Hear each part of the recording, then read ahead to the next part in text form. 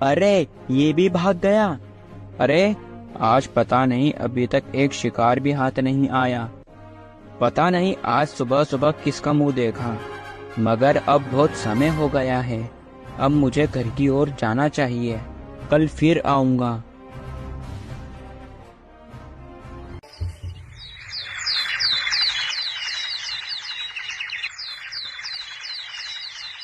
एक बार की बात है, घने जंगलों के बीच में कल्लू नाम का शिकारी अपनी पत्नी माया और अपने बूढ़े पिता के साथ रहता था। कल्लू का खानदानी पेशा शिकार करना ही था और वही काम कल्लू करता था। भाग्यवान, ओ भाग्यवान, भाग्यवान, तुम्हें सुनाई नहीं दे रहा है क्या? क्या हुआ? क्यों इतने जोर जोर से चिल्ला रहे हो? मैं अंदर कुछ काम कर रही थी। माया, मैं जंगल की ओर शिकार करने के लिए जा रहा हूँ। जब तक मेरे हाथ कोई बड़ा शिकार नहीं लग जाता, जब तक मैं घर नहीं लौटूंगा।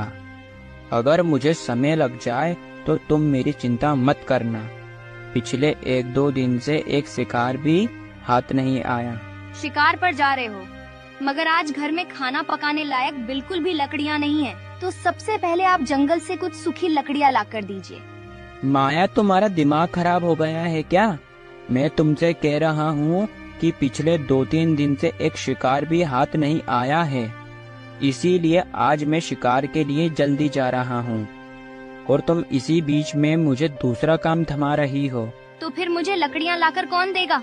अब जंगल में लकड़ियाँ लेने भी मैं जाऊंगी क्या? माया, एक काम करो, आज लकड़ी लेने पिताजी चले जाएंगे। वैसे भी वो दिन भर घर में यूं ही बैठे रहते हैं। आप कैसी बात कर रहे हो? इस उम्र में पिताजी लकड़ियाँ कैसे लेकर आएंगे? वो बूढ़े हो गए हैं। उनसे ठीक से खड़े होते तो बनता नहीं है। ऐसे में वो पेड़ से लकड़ियाँ काट कर कैसे लाएंगे? अच्छा, बूढ़े हो गए हैं, खाना तो खूब खा लेते हैं। अगर बूढ़े हुए होते तो जब मानो जब कुछ खाए नहीं।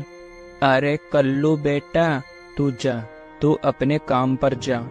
मैं जंगल से लकड़ियाँ काट कर बहू को लाकर देता हूँ। तू जा अपने काम पर। ये कहकर तुम मुझ पर एहसान नहीं कर रहे हो। अगर समय से 2 वक्त का खाना मिल रहा है तो कुछ काम भी करना होगा। और वैसे भी अब तुम्हारी औषधियों का खर्चा बहुत बढ़ता जा रहा है। तुम्हें बिल्कुल भी शर्म नहीं आती है क्या? भला अपने पिताजी से कोई ऐसे बात करता है? तुम ज्यादा मुझे ज्ञान मत दो, तुम अपना काम करो। ठीक है, अब मैं चलता हूँ। इतना कहकर कल्लू अपने घर से शिकार करने के लिए जंगल की ओर निकल जाता है। बहू, ओ बहू, बहू जाकर मुझे कुल्हाड़ी लाकर दे। मैं जंगल से लकड़ियाँ काट कर आता हूँ। अरे नहीं पिताजी, तुमसे इस उम्र में काम करवाना मुझे शोभा देगा क्या? तुम तो यहाँ आराम करो, मैं जाकर कुछ लकड़ियाँ लेकर आती हूँ। अरे नहीं बहू, नहीं, तू तो जाकर मुझे कुल्हाड़ी लाकर दे, मैं ही ले आऊंगा। अगर इस बात का कल्लू को पता चला कि लकड़ियाँ तू लेकर आई है, फिर वो मुझे और बुरा भला कहेगा। तू ये चाहती है क्या कि वो मुझ पर चिल्लाए?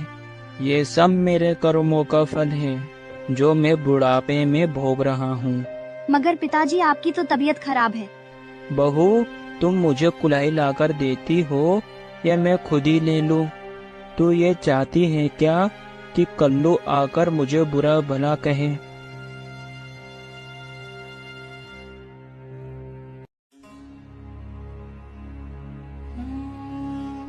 अरे आज ये जंगल के सभी जानवर कहाँ मर गए? अभी तक मुझे एक जानवर भी नहीं दिखा और इतनी धूप में चल चल कर थक गया हूँ। एक काम करता हूँ, वो पेड़ के नीचे जाकर थोड़ी देर आराम करता हूँ। कल्लू उस पेड़ के नीचे बैठ जाता है। पता नहीं आज शिकार मिलेगा या नहीं, या मुझे कल की तरह आज भी खाली हाथ लौटना पड़ेगा। और इतने ही बीच में वहाँ पर एक बंदर का बच्चा आता है और जोर जोर से चिल्लाने लगता है।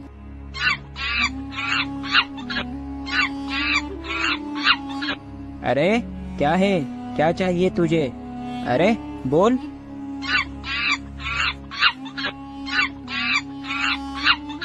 मैं भी ना वो एक बंदर है, ना कि कोई मनुष्य जो मेरी बातों का जवाब देगा।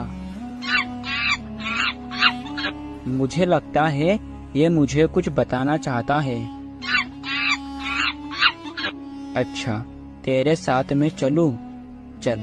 कल्लू उस बंदर के बच्चे का इशारा समझकर आगे की ओर जाता है और जाकर देखा तो वहाँ उस बंदर की माँ घायल अवस्था में दिखाई दी। अरे, ये कौन है? अच्छा, ये तेरी माँ है। मुझे लगता है ये बंदरिया पर कोई जानवर ने हमला कर दिया और ये बंदर चाहता है कि मैं इसकी मदद करूं। भला मैं इसकी मदद क्यों करूं? आज तो खुद ब खुद शिकार मेरे पास चलकर आया है। कल्लू, आज तो चांदी ही चांदी है। एक तीर दो निशान है। इतने ही बीच में कल्लू अपना तीर से उस बंदर पर हमला कर देता है और वो बंदर का बच्चा वहीं मर जाता है। और फिर कल्लू उस बंदर की माँ पर भी हमला करके दोनों माँ बेटे को वहीं मार देता है। इसे कहते हैं एक बुद्धिमान शिकारी। मैंने वो कहावत तो सुनी थी, एक तीर दो निशान है, किंतु आज मेरे साथ वही हुआ। जहाँ मैं एक शिकार की चाह रख रहा था, आज मुझे दो दो शिकार मिले। अब जल्दी से इन दोनों को मैं एक पोटली में भरकर लेकर जाता हूँ, वरना उससे पहले यहाँ पर कोई जंगली जानवर आ जाए। इतना कहकर कल्लू उन दोनों को एक पोटली में भरकर आगे की ओर बढ़ता है। पिताजी, आप लकड़ियाँ लेकर आ गए। आप यहाँ बैठो, मैं आपके लिए अंदर से पानी लेकर आती हूँ। नहीं बहू, नहीं, मुझे पानी नहीं चाहिए। बहू, पता नहीं है आज कल्लू ने कितने बेजुबान जानवरों की हत्या कर दी होगी। मेरा तो यह सोच सोच कर ही दिमाग खराब हो रहा है। पता नहीं ये कल्लू कब समझेगा। ये सब पाप है, पाप। इसका भुगतान कल्लू को अवश्य करना होगा, मगर वो समझता ही नहीं है। मगर पिताजी, आप बुरा मत मानना, ये कहते हैं कि ये शिक्षा उन्हें आपने दी है। हाँ बहू, हाँ, कल्लू को ये काम मैंने ही सिखाया है। पर बहू, जब मुझे यह ज्ञान नहीं था कि जीव जंतु की हत्या करना महापाप है, इसका हिसाब हमें चुकाना होगा। देख बहू, मैंने भी अपनी जवानी में खूब जानवरों का शिकार किया, खूब जीव जंतुओं की हत्या की। मैं भी ठीक कल्लू की तरह ही था। तेरी सासू माँ मुझे खूब समझाती कि ये पाप का काम छोड़ दो, किंतु मैंने उसकी एक ना सुनी। मैं भी यही कहता था कि ये पाप वाप कुछ नहीं होता है। जो मुझे मिला वो मेरे हिस्से का है, वो मुझे मिलेगा।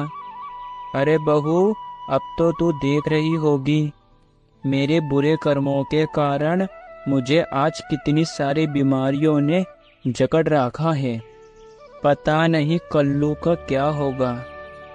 मैं तो यह चाहता हूँ कि जो हाल मेरा हुआ वो हाल मेरे बेटे का नहीं हो, इसलिए अब मैं उसे इस काम करने से रोकता हूँ, मगर वो मेरी एक ना सुनता है। इतने ही बीच में वहाँ कल्लू आ जाता है। अरे, आज तुम दोनों ये बाहर क्यों बैठे हो? और पिताजी, तुम लकड़ी लेकर आए या नहीं? हाँ बेचारे पिताजी, अभी अभी ये लकड़ी का ढेर काट कर लेकर आए हैं और तुम इतनी जल्दी आ गए। तुमने कहा था कि मुझे देर लगेगी। अरे माया, अब मैं तुम्हें क्या बताऊं। जब मैं जंगल में गया था, जब मुझे एक जानवर भी नहीं दिखा, फिर जब मैं एक पेड़ के नीचे थोड़ी देर आराम करने के लिए बैठा, तब अचानक से एक बंदर मेरे पास आया। और कल्लू ने माया और पिताजी को सारी बातें बताई। क्या? छी छी छी कल्लू, छी, तू पैसों के लिए इतना नीचे गिर जाएगा, ये मैंने कभी नहीं सोचा था। अब तो तुझे अपनी औलाद कहने पर ही मुझे शर्म आती है। मैंने ये कभी नहीं सोचा था कि तू पैसों के लिए इतना नीचे गिर जाएगा। तूने उस बेचारे बच्चे की मदद नहीं करते हुए तूने उसका और उसकी माँ का ही शिकार कर लिया। कल्लू, क्या होगा तेरा बेटा? ये गलत काम छोड़ दे बेटा, सुधर जा, वरना तुझे हर कर्म की कीमत चुकानी पड़ेगी। अरे ओ पिताजी, मैंने तुम्हें कितनी बार कहा है कि तुम केवल अपने 2 समय के खाने से मतलब रखो। मुझे ज्यादा ज्ञान देने की कोई जरूरत नहीं है कि तुमने ही तो मुझे ये काम सिखाया है, जानवरों का शिकार करना।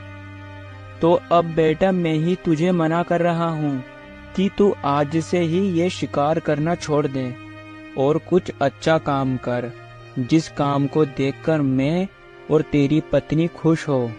कल्लू मेरी बात मान ले बेटा। कल्लू बेटा, तुझे मेरी कसम है, आज से अगर तू ये काम करे तो तू आज से ही ये शिकार का काम छोड़ दे। अब तुम्हें पिताजी की बात मान लेनी चाहिए। अरे माया, अब तुम भी पिताजी की बातों में आने लगी।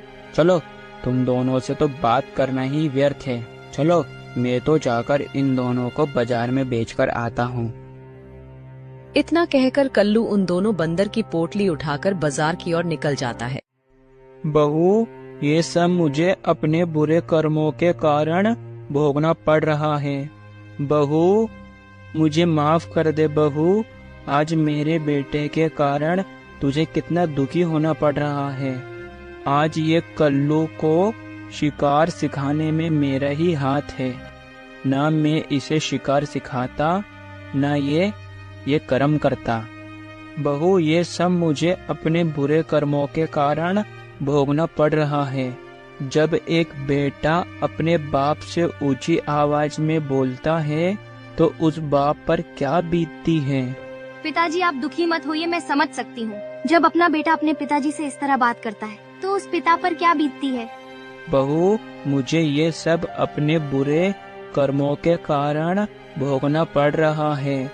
पता नहीं जब तुम्हारी और कल्लू की संतान होगी तो वो भी अगर अपने पिता कल्लू से ऐसे बात करेगी तो कल्लू पर क्या बीतेगी और फिर कल्लू को कैसा लगेगा।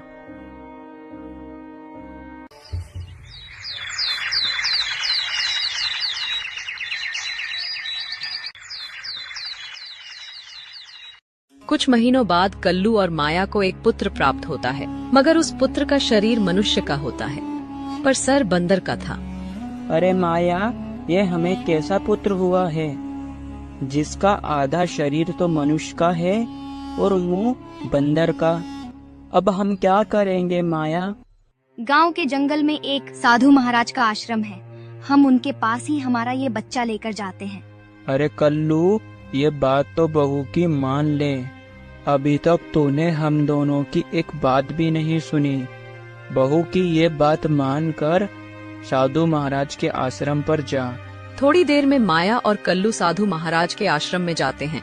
अगर कल्लू पहले ही मेरी बात मान लेता तो आज इस दिन की नौबत ही नहीं आती। पृथ्वी के कितने रूप, कितने रंग, कितने सुंदर सौंदर्य और सबके अलग अलग काम है, सबके अलग अलग प्रकार है। आज जो तुम मेरे सामने खड़ी हो और तुम मुझे इतना सुन रही हो और मुझ पर इतना विश्वास कर रही हो, मैं तो कुछ भी नहीं हूँ। मैं तो केवल एक माध्यम मात्र हूँ। जाओ अब, कल सुबह फिर आना। साधु महाराज, हमारे पुत्र को देखिए ना, ये बच्चे को क्या हो गया। अरे ये कैसा बच्चा है। ऐसा बच्चा तो मैंने अपने पूरे जीवन काल में पहली बार देखा। पता नहीं साधु महाराज, जब से ये पैदा हुआ है, जब से ही इसका आधा शरीर मनुष्य का है और मुंह बंदर का है। और कुछ देर बाद साधु महाराज कहते हैं, बेटा, ये तुम्हारे बुरे कर्मों का फल है जो तुम्हें इस पुत्र के रूप में मिला। महाराज जी, कर्मों का फल मैं कुछ समझा नहीं। तुमने अपने जीवन काल में पता नहीं कितने जीव जंतुओं की हत्या की है। उन्हीं जीव जंतु की बददुआ तुम्हें लगी है। देखा, अब तुम्हारे कारण आज हमारे पुत्र का क्या हाल है। तुम्हें कितना मना किया मगर तुमने एक ना सुनी। साधु महाराज, अब हमारा पुत्र हमेशा हमेशा के लिए ऐसा ही रहेगा क्या। नहीं बेटा नहीं, तुम्हारा बेटा बिल्कुल ठीक हो सकता है, किंतु तुम्हें अभी से एक शपथ लेनी होगी कि आज के बाद तुम किसी जीव जंतु को हानि नहीं पहुंचाओगे और किसी भी जानवर का शिकार नहीं करोगे और आज से तुम अच्छे कर्म करोगे। साधु महाराज, मैं वादा करता हूँ आज की बात में ये शिकार का काम नहीं करूँगा और अब से मैं अच्छे कर्म करूँगा। मेरे पुत्र को ठीक कर दीजिए। बेटा, ये तुम्हारा पुत्र मैं ठीक नहीं कर सकता हूँ। इस पुत्र को ठीक करेंगे तुम्हारे कर्म। जैसे जैसे तुम अच्छे कर्म करते जाओगे, वैसे ही धीरे धीरे तुम्हारा पुत्र मनुष्य का रूप धारण करेगा। इसी प्रकार साधु की बातों के अनुसार कल्लू अपने जीवन में अच्छे कर्म करने लगा और धीरे धीरे उसका पुत्र ठीक हो गया।